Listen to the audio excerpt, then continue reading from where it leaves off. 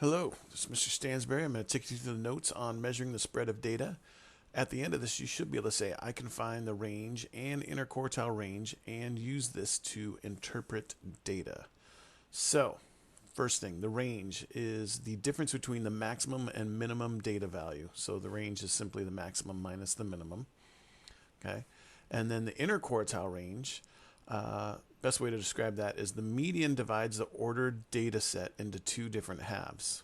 And then what you do is you divide each of those two halves into two more halves for a total of 4 equal sections to make quartiles. Okay, so the middle of the lower half, like so, we've got the median. So let's do this. Let's just so that we can kind of see what's going on here. So this is really what it looks like here. So here's all the data. Here's the median, which is also quartile 2, but we just call it the median. We don't call it quartile 2. And then we split the lower half into half. That's quartile 1. And we split the upper half into another half. And that's the middle of that is quartile 3. And then minimum and maximum. Okay? So split it into, excuse me, two halves. And then two more halves of 4 equal sections to make quartiles. The middle of the lower half is called the lower quartile, that right here, quartile 1.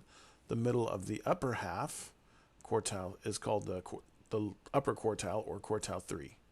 The interquartile range, or IQR, is what it's often referred to as, is the range of quartile 1 and quartile 3. So basically that is from here to here. This is the IQR, the interquartile range.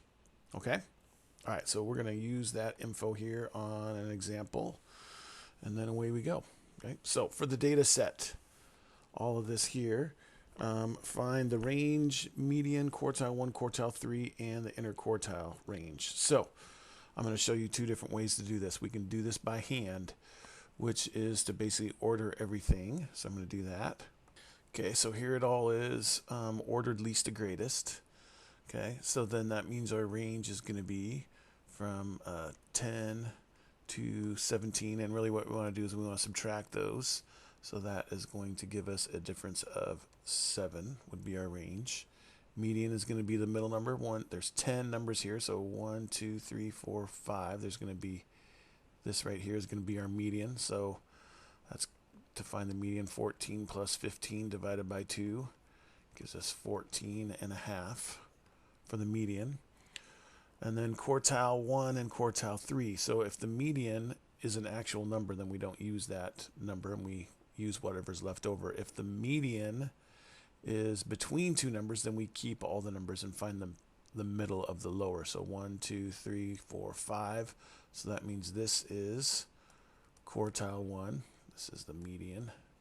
And then 1, 2, 3, this is quartile 3. Okay, so that would be 11 and 16. So the interquartile range would be 16 minus 11, which is 5. Okay, so that's how you would do that by hand. Not terribly difficult, especially if you don't have a lot of data. Another way to do this as well is on the graphing calculator. Let's see, through 16. That's the only one we can't see. Let's just do this. So what we would do is we'd go into stat and we would edit, and then we'll have old data in there. What you want to do is highlight the L1 and hit clear, and it doesn't do anything until you put the arrow back down in there, and it will clear everything out. And then what we're going to want to do is enter in all this data. Okay, so here's all the data, and then we want to calculate what's going on with that. So we'll do stat, and we are going to calculate, and this is one variable statistics.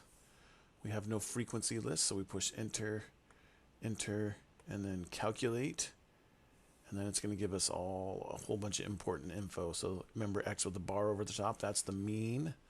That's the sum of all the numbers. That's sum squared. What we're looking for is this down here. We got the minimum.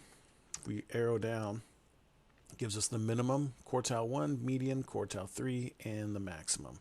Okay, so with all that info right here on the calculator, we can figure all this out. So here's our range, 17 to 10.